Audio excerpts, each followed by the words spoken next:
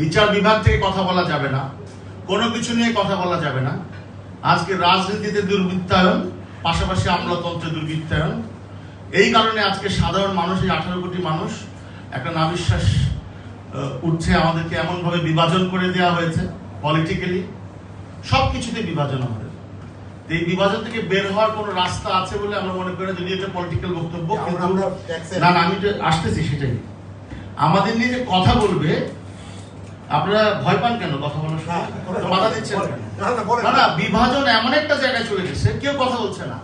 আর সব এমন ভাবে চাটে, এমন ভাবে চাটুকার, এমন ভাবে তেলবাজ, এমন ভাবে শিক্ষিত দুর্বৃত্ত তাদের প্রত্যেকটা বড় বড় জায়গায় এই গভর্নমেন্টও বসিয়েছে। আনসাফার আর ফরগেট, কোথাও ন্যায্য বিচার নাই। সবচেয়ে রাষ্ট্রের বড় কর্মকর্তা যদি অন্যায্য কাজ করেন, তখন কথা বলার কোনো জায়গা নাই। তো আমরা হয়তো কথা বলতে পারবো না ফিউচারে। প্রশ্ন হচ্ছে কোথায় অনিয়ম নাই। আর সবচেয়ে বেশি খড়গ পোহায় আমাদের মতো যারা প্রান্তিক ব্যবসায়ী বলি আমরা, প্রান্তিক জনগোষ্ঠীকে নিয়ে আমরা কাজ করি। আপনি দেখবেন সর্বোচ্চ সবসময় অভাব শুধু গার্মেন্ট সেক্টরে, বিটিএমই, বিজিএমই, বিকেএমই, তাদের অভাবগ্রস্ত শেষ হয় না। তারা ব্যাংকের টাকা সব নিয়ে গেছে। শুনতে খারাপ লাগবে, আমি অনেক ডিবেট করি, আমি প্রমাণ করে দিব। তারা মানে কিভাবে মানে আনহেলদি কম্পিটিশন করে দেশটাকে একটা জিম্মি করে ফেলছে। আর দুর্বৃত্তায়ন তো আছে যারা টাকা চুরি করে দেশ থেকে চলে গেছে। কিন্তু ওই তাদেরকে মনোযোগ দিতে গিয়ে আরেকটা সেক্টর তৈরি হয়েছে, যারা ব্যাংক থেকে টাকা নিয়ে মুড়ি বিক্রি করে, ঝাড়ু বিক্রি করে, এবং তারা সমস্ত প্রান্তিক যারা ছোট ছোট উদ্যোক্তা আছে তাদেরকে রাস্তায় বসিয়ে দিয়েছে। আমাদের দেশের স্বাস্থ্য খাতে একটা ভয়ঙ্কর চিত্র তুলে আসছে। আমরা স্বাস্থ্য খাতে যে ভয়াবহ চিত্র, তার কারণ হচ্ছে সাধারণ ছোট ছোট চিপস, যা দরকার কয়েকটা কোম্পানি কম্পিটিশন করে তাদের মিডিয়ার মাধ্যমে বেকারি খারাপ, এটা খারাপ, ওইটা খারাপ, কিন্তু তাদের সমস্ত খারাপ প্রোডাক্ট আপনার বাজারে 6 লাখ। সেই বাজারে ওই প্রোডাক্ট নিয়ে কিন্তু কোনো আপনার এখন পর্যন্ত শুনি নাই বিএসটিআই বলেন কোনো ল্যাব তারা ইয়ে করেছে। যাক, এটা একটা বিষয়। শেষে আসি, এখন চক্রান্ত শুরু হয়েছে রেস্তোরাঁ নিয়ে। আপনি জানেন যে আমরা 2 বছর আগের 2022-23 অর্থ বছরে 4,82,000 রেস্তোরাঁ ছিল সারা বাংলাদেশে, সরকারি বিবিএস এর জরিপে। আমরা গত মাসে এনবিআর থেকে একটা ডাটা যে কোনো ভাবে নেওয়ার চেষ্টা করেছি। আমরা চেয়েছিলাম, দেয়নি, উল্টো আমাদের কাছে ডাটা চাই। 10,000 রেস্তোরাঁ নিবন্ধিত, মাত্র 500 কত কোটি টাকা গত বছর রেভিনিউ দেওয়া হয়েছে। এটা শুনে আমি নিজেও শক। আমি সরকারের বিভিন্ন ফোরামে বলেছি, এতদিন আপনাদের কথা শুনেছি, আপনারা আমার কথা শুনেন। আমার কথা শুনতে হবে, আমার বলতে আমার সমিতির কথা। আমি 4 থেকে 5 গুণ ভ্যাট এই নেক্সট জুন থেকে বা জুলাই সেশন থেকে নেক্সট জুন পর্যন্ত আদায় করে দিব। যদি আদায় করে দিতে না পারি তাহলে যে কোনো ব্যবস্থা নেবেন। সমস্যা হচ্ছে যখনই আপনি বিরোধী দলে থাকেন বা অন্য চেয়ারে থাকেন, তখন আপনি আমাদের কথা খুব মনোযোগ দিয়ে শোনেন এবং আমাদের ব্যথায় ব্যথিত এবং আমাদের সাথে প্ল্যান করেন। যখনই আপনারা ক্ষমতায় যান, তখন আপনাদের হাতে কোনো সময় হয় না। বাজেটের আগে তোড়জোড় করে 1-2 মাস বিভিন্ন আলোচনা হয়, ওই প্র্যাকটিসে কিন্তু আসলে কাজের কাজ কিছু হয় না। সারা বছর যদি সেক্টর ওয়াইজ যদি কোনো সরকারের ঊর্ধ্বতন যারা দেশ চালাচ্ছেন, আমি বলবো প্রথমেই পলিটিক্যাল যারা দায়িত্বে আছেন, যারা ক্ষমতায় আছেন তারা, দ্বিতীয়ত যারা আমলাতন্ত্রে আছেন তারা সবাই মিলে, এবং আমরা যারা ক্ষুদ্র ক্ষুদ্র উদ্যোক্তা যারা আছে প্রত্যেকটা সেগমেন্টের মধ্যে, যে রেস্তোরাঁ খাত নিয়ে আজকে বসবো, দোকান নিয়ে আজকে বসবো, আজকে প্লাস্টিক শিল্প নিয়ে বসবো, তা না করে ওনারা করেন কি, লোক দেখানোর জন্য একদিনে 40টা 30টা অ্যাসোসিয়েশনকে ডাকেন, 1-2 মিনিটের বেশি কথা বলতে দেন না, অ্যানালাইসিসও করেন না। ওই যে একটু কথা শুনছিলাম, ভালোই লাগছিল যে এনবিআর এর একটা রিসার্চ উইং আছে, তাদের কাজ কি? রিসার্চ তো করতে হবে। এখন আসি আমার মূল পয়েন্ট, এই হচ্ছে আমার একটা কষ্টের জায়গা থেকে, পালানোর জায়গা নাই, কারণ টাকা পয়সা নাই, পালা যায় কি করবে, আবার এই বয়সে অন্য দেশে যায় জিরো থেকে শুরু করতে হবে। তো এই জন্য ক্ষোভটা আমি বলতেছি দেশের জনগণের উদ্দেশ্যে। এই দেখেন, আপনি ওই দিন একটা মিডিয়া সবার সামনে বলেছিলাম যে ভ্যাটের কর্মকর্তাকে বেঁধে রাখা হয়েছে বাঞ্চারমপুরে। কেন বেঁধে রাখা হয়েছে? আর অত্যাচার সহ্য হয় না। সামনে এমন দিন আসবে, আমি বলে যাচ্ছি আজকে আপনাকে, এই দেশে গৃহযুদ্ধের পরিস্থিতি হচ্ছে। কারণ একদল খাবে, লুটপাট করবে, তারা বিত্ত বৈভব করবে, দেশ থেকে নিয়ে যাবে। পলিটিক্যাল দল তারা একটা ক্ষমতায় এসে অনেক আমাদেরকে আশার বাণী শোনাবে, আর আরেক দল নিষ্পেষিত হবে, দিনের পর দিন পুঁজি হারাবো, দিনের পর দিন আমাদের ব্যবসা বন্ধ হবে। একটা রাষ্ট্র এইভাবে চলতে পারে না। আরেকটা কথা বলা হচ্ছে সেনাবাহিনীর, এত বড় সেনাবাহিনী, তারা ওই দিন একজন শুনছিলাম মিষ্টি বিক্রি করে, চানাচুর বিক্রি করে, তাদের ব্যয় কত? তারা 5 স্টার হোটেল চালায়। আমাদের ট্যাক্সের টাকায় সেনাবাহিনী 5 স্টার হোটেল চালাবে? ডিওএইচএস তাদের, পিওএইচএস তাদের, কেউ কথা বলছে না। পুলিশ তাদের মতো সাথে কম্পিটিশন করছে। বিমান বাহিনী পানি বানায়, সেই পানি এয়ারপোর্টে বিক্রি করছে। তাহলে এইভাবে এত বড় বাহিনী পুষে লাভ কি? কেউ কথা বলছে না। আমি জানি আমার উপর খড়গ আসবে, আই ডোন্ট কেয়ার, কারণ আমাদের একটা 3 ভাগের 1 ভাগ 2 ভাগ সময় চলে গেছে, আর 1 ভাগ আসে। এই 1 ভাগ গিধরের মতো বাঁচতে চাই না। আওয়াজ তুলতে চাই যে এই রাষ্ট্র কি আসলে চেঞ্জ হবে?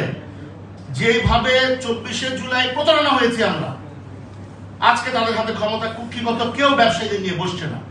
আপনি বাজেট কম, তার মানে কি আমাকে চাপকায় টাকা তুলবেন? আপনি কথা শুনছেন না আপনারা। এখন আসি, দেখেন আমাদের সেক্টরটাকে একটা চাঁদাবাজির একটা হাতিয়ার বানানো ফেলা হয়েছে। এই যে 10,000 মাত্র নিবন্ধিত, বাকি 4,72,000 রেস্তোরাঁ কই গেল? এটা আপনাদের কাছে প্রশ্ন রেখে গেলাম। আমরা এবার অর্থমন্ত্রী মহোদয় ডেকেছিলেন আমার কথা বলার পরে, সেখানেও মাত্র আমরা 5-7 মিনিট উনি শুনেছেন, উনি অনেক ব্যস্ত ছিলেন। আপনি যদি কথা আমার না শুনেন, আমি আপনাকে এক্সপ্লেন করতে পারবো না। আর ভয় দিয়ে আমাদের কাজ চালাতে পারবেন না। ভয় আর করে লাভ কি? কারণ আপনি তো আমার কথা শুনছেনই না। আপনি কি করে আমার এই প্রবলেমগুলো সলভ করবেন? প্রথম কথা হচ্ছে, আমাদের এখানে চিকেন ফ্রাই বিক্রি করলে 10% আপনার এসডি দিয়ে রাখছে। এসডি কেন দিয়েছে বিগত গভর্নমেন্ট, মানে শেখ হাসিনার গভর্নমেন্ট? বিকজ অফ এইখানে কিছু পত্রিকা তার বিরুদ্ধে লিখেছিল। তাদের কনসার্ন হচ্ছে একটা বিদেশি রেস্টুরেন্ট, তাদেরকে যাতে ব্যবসা মুনাফা করতে না পারে। আমরা যা শুনেছি, এনবিআর থেকেই বলেছে 10% এসডি চাপিয়ে দেওয়া হয়েছে। আরেকটা বিষয় হচ্ছে 10% এসডির কারণে চাঁদাবাজি করতে সুবিধা হয়।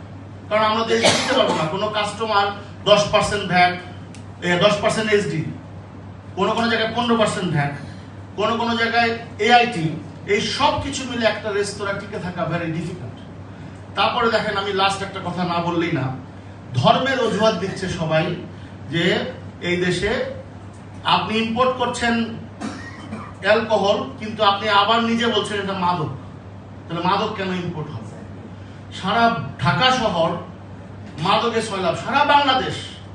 আপনি রাত হলে বের হওয়া একটা দুঃসাধ্য ব্যাপার। আমরা দেখছি চেষ্টা করছে গভর্নমেন্ট এই মাদকের ব্যাপারে জিরো টলারেন্স বলছে সব গভর্নমেন্টই, কিন্তু আজ পর্যন্ত মাদক নির্মূল হয় না। সেইখানে অ্যালকোহল ইম্পোর্ট করে আনার পরে সেটা ডিউটি হচ্ছে 600%। তো এখন আপনি দেখেন অ্যালকোহল নিয়ে কথা বলছে না কেউ। অ্যালকোহল কিন্তু বিভিন্ন ইম্পোর্টাররা নামে বেনামে নিয়ে আসছে। সেই অ্যালকোহলও যদি রেস্তোরাঁয় বিক্রি করে, সেখানে 15% ভ্যাট, 10% এসডি, আর অন্যান্য ট্যাক্স তো আছেই। তো আমার বলার উদ্দেশ্য হচ্ছে, সরকার রেভিনিউ চাই, আমি একটা রাস্তা দেখাতে চাই। অ্যালকোহল তো পাওয়া যাচ্ছে বাজারে, টাকা দিলেই পাওয়া যাচ্ছে। সেখানে একটা চোর পুলিশ খেলা চলছে, মাদকদ্রব্য নিয়ন্ত্রণ অধিদপ্তর তারা কিছু মাসোয়ারা পায়, মানে মাসোয়ারার একটা বন্দোবস্ত। এনবিআর একটা ওইখানে অভিযান চালায়, সেই অভিযানে একটা ভালো মাসোয়ারা পায়। পুলিশ অভিযান চালায়, একটা মাসোয়ারা পায়। মানে সবাইকে, কিন্তু এটা কিন্তু চলছে। আপনি বৈধ বার আছে, বৈধ ক্লাব আছে, সবকিছু আছে, কিন্তু অ্যালকোহল থেকে আপনি ট্যারিফ কমাবেন না। আপনি অজুহাত দিচ্ছেন কি? আপনি অজুহাত দিচ্ছেন এটা আমার ধর্মীয় সেন্টিমেন্ট, কিন্তু বাজারে তো পাওয়া যাচ্ছে টাকা দিয়ে। তাহলে সরকার কি হচ্ছে? সরকার বিরাট রেভিনিউ, আমরা মনে করি 10 থেকে 15,000 কোটি টাকা অ্যালকোহল থেকে রেভিনিউ আপনার চুরি হয়। অ্যালকোহল কিন্তু কনজিউম বন্ধ হয় না। অ্যালকোহল কিন্তু আপনার প্রোডাকশনও বাংলাদেশে হচ্ছে। তাহলে কি হলো? দ্বিচারিত হচ্ছে এটা আমাদের দেশে। এটা আমি একটা ফাঁকে বলা, আমি উৎসাহিত করছি না। আমি বলছি যে সরকারের যে দ্বিচারিতা, ব্যবসায়ীদেরকে কিভাবে একটা ফাঁদে ফেলে চাঁদাবাজি করা যায়। এবার আসেন ভাই, শর্ট বন্ধ করে দেবো। জি, 1-2 মিনিটে শেষ করবো।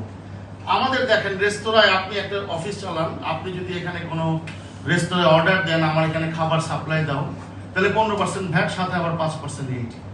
আপনি যদি আবার ক্যাশ দিয়ে রেস্তোরাঁ থেকে কিনে নিয়ে আসেন, তাহলে 5% ভ্যাট। আপনি বলেন তাহলে আমরা কই যাব? এই একটা বিষয়। আপনি আসেন যে রেস্তোরাঁ, যারা বিভিন্ন ক্যান্টিন আছে, যত বাংলাদেশে স্টুডেন্টরা খায়, বিভিন্ন ওয়েলফেয়াররা খায়, সেখানেও কিন্তু ভ্যাট 5%, কিন্তু স্টুডেন্টরা ভ্যাট দিতে চায় না। আরেকটা বিষয় আছে, কর্মচারীরা, যে আপনি আপনার কর্মচারীদের খাবার খাওয়াবেন, সেখানে 15% ভ্যাট, সাথে আবার 5% এইটি। তার মানে কি? আপনার পলিসির জন্য একটা ফ্যাক্টরি ওনার তার গরিব ওয়ার্কারে খাওয়াইতে পারতেছে না, 20% ভ্যাট আপনাকে বেশি দিতে হচ্ছে। এইটা আজকে 6 বছর 10 বছর ধরে বলতেছি, নোবডি ওয়ান্ট টু লিসেন। মানে আপনি আপনার কোম্পানির কর্মচারীকে খাওয়াবেন, বিশেষ করে ইন্ডাস্ট্রিগুলোতে, সেই ইন্ডাস্ট্রিতে আপনি 15% ভ্যাট এবং 5% এটি দিয়ে রাখছেন, এবং আবার যে সাপ্লাই দিবে তার উপর আবার একটা ট্যাক্স আছে। তাইলে সাধারণ মানুষ কিভাবে, সাধারণ ওয়ার্কাররা কিভাবে খাবে? এই হচ্ছে একটা বিষয়। লাস্ট আমরা যেটা বলি, আমাদেরকে যেভাবে ট্যাক্স নির্ধারণ করা হয় গ্রস প্রফিটের মাধ্যমে, যত আপনি টেকনোলজিক্যাল মানে ইম্পোজ করেন না কেন, কখনো ECR, কখনো EFD, কোনোটাই কাজে আসবে না, কোনোটাই কখনোই কাজে আসবে না। কারণ আপনাকে একসাথে সবাইকে নিয়ে করতে হবে। বাজারে যে রেস্তোরাঁ ভালো চলে আপনি শুধু তাকে দিবেন, আশেপাশের কাউকে দিবেন না। আমরা প্রথম থেকেই বলে আসছি এটা কার্যকর হবে না, আসলে কার্যকর হয় না। তাহলে কি হলো, আপনার আমাদেরকে সবাইকে ভ্যাটের আওতায় নিয়ে আসতে হবে। আমাকে এই যে এক্সপেরিমেন্টটা বন্ধ করে দিয়ে আমাদেরকে ওই যে গ্রস প্রফিটটা কিভাবে আপনি করবেন, আমরা প্রস্তাব দিয়েছি যে ভ্যাটের সাথে আপনি ট্যাক্সও নিয়ে নেন, আমার 1% ট্যাক্স নিয়ে নেন ভ্যাটের সাথে। প্রতি মাসে তো আমি জমা দিচ্ছি আপনাকে ভ্যাট, এবং প্রতি মাসে আমরা ট্যাক্সও জমা দিয়ে দিব। শুনতেই চায় না, কারণ তাহলে কি হবে জানেন, মানে ওই যদি ঠিকঠাক করে দেয় তাহলে তো আমাদের মতো রেস্তোরাঁ থেকে আর চাঁদাবাজি করতে পারবে না।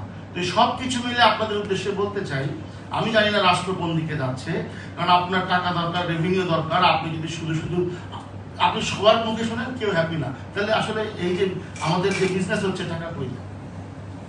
তো ধন্যবাদ সবাই।